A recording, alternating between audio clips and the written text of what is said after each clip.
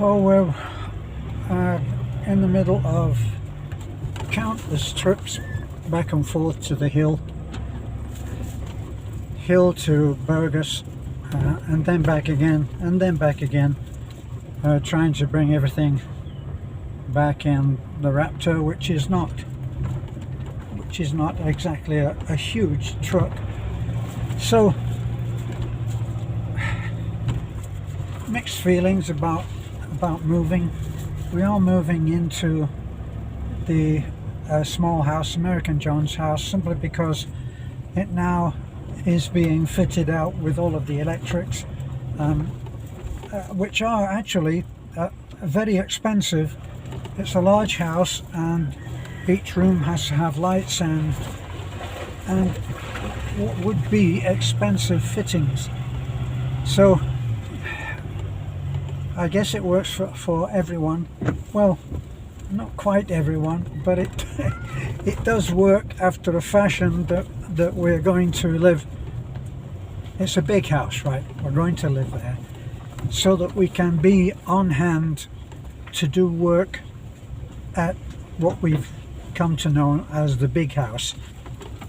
So American John's house is what we call the small house, but it's only small by comparison for anyone who has already looked at any of our videos on what we're building. So the electricians are trying to finish off for tomorrow, and the workforce is finishing. What has come up? I've got to press OK. Yeah, the workforce are going to be off for a little while because we need quite an input of our savings and everything to finish the big house. It's realistically it's not going to be finished.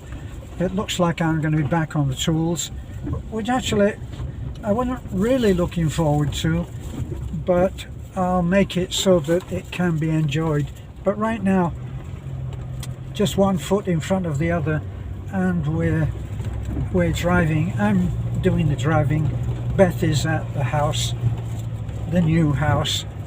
Nana will be staying on the hill.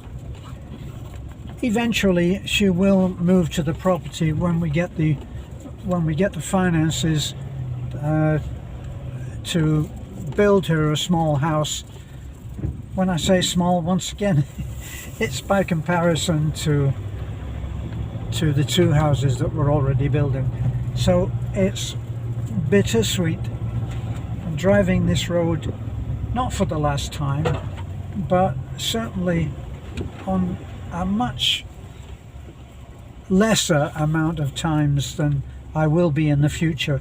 Now, as I say, bittersweet means it's bitter and it's sweet.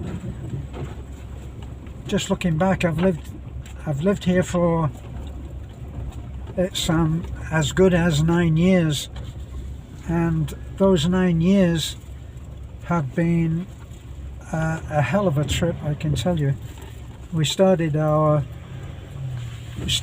mission to help roughly about 6 or 7 years ago, and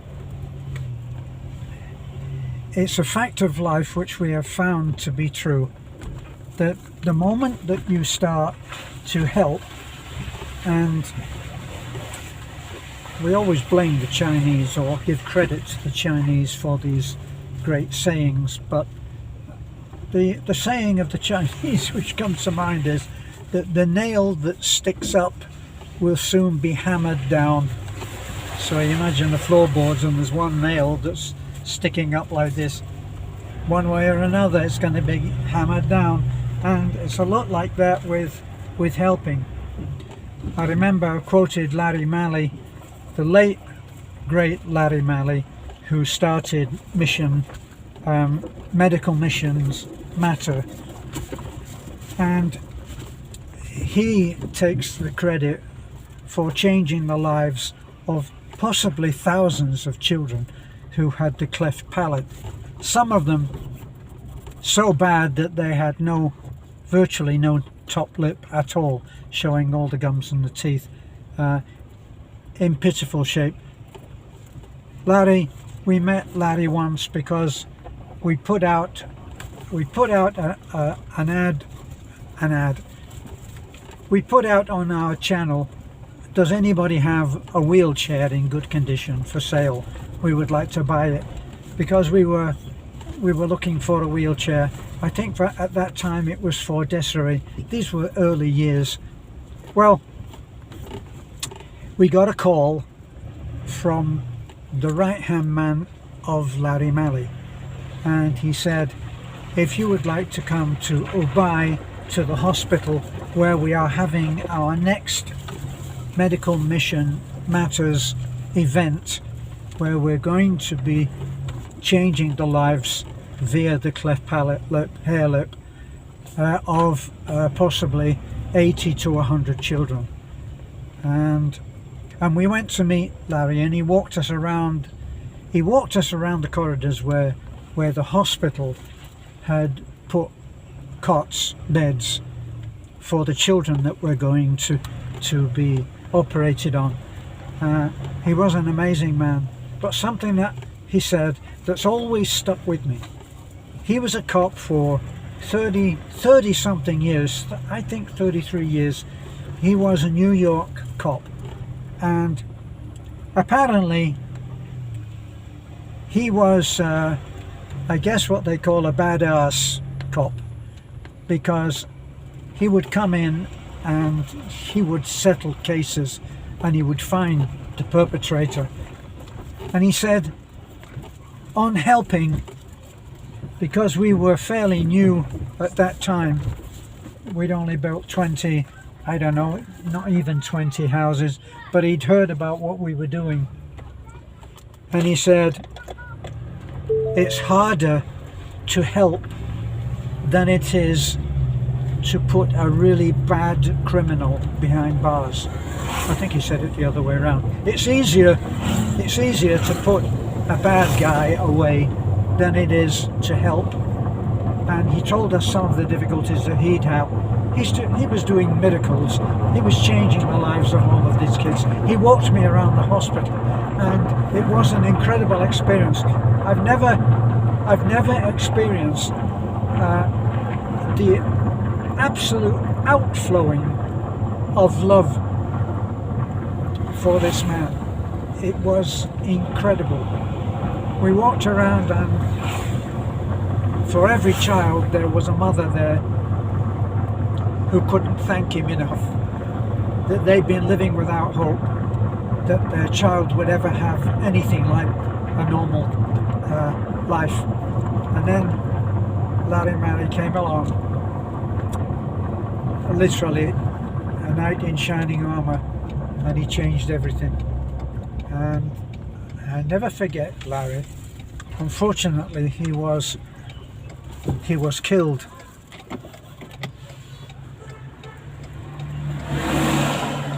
He was killed in an accident with a tricycle, which ironically was rushing someone to hospital. Funny how life can turn these ironic things around. So he was a help to us in terms of telling us what we were in for, and telling us to be strong. And we needed that strength, because once we started, we were at one time the favourite bashing post, whipping boy, if you like, whipping couple for about 10 or 15 expat channels who were outraged that we should be helping people without a license. Can you imagine a situation like that? That hadn't, even then the world was going mad. So, in spite of all the worst, best efforts of those people, we're still here and we're still trying to help. We're still struggling, but we're here and we're trying to help. And this project that we're doing now is what I call our 5-year dream project, because facing reality, and without turning it morbid, I'm 84 in July. I'm 84 years old. I'm doing good, but let's face it, my old friend Bob always said, I hated this quote, but it does make sense. He says, he's around my age, and he said every day above ground is a good day. Meaning if you haven't been buried, you're doing pretty good. But I have to make sure that Beth and the family are secure. If I'm to be taken at the will of the good Lord, whenever he's ready, then they have to have an income. They will have an income because the channel will still be going, and I've deliberately tried to step back in order that Beth will become more and more and more proactive, and it's happened. She is my warrior princess, and she is doing incredibly well. She's also, because of the situation with a foreigner can do no work or no thing which takes away from the Filipinos, and that's as it should be. So everything is down to Beth. She is the president of our charity, Terence Beth Martin Giving Hope, and she does all of that incredibly well. So here we are at our site, and we're going to unload what I've managed to bring, my little load now. It was going to rain, so I didn't really want to bring too many soft things. I got a load of stuff.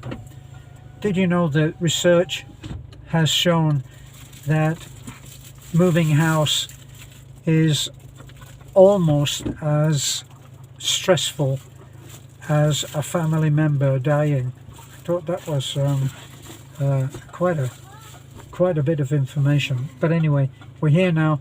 I'll be doing more videos on what it's like to be moving. I'm sure that everybody watching has had that experience, but thanks for looking in.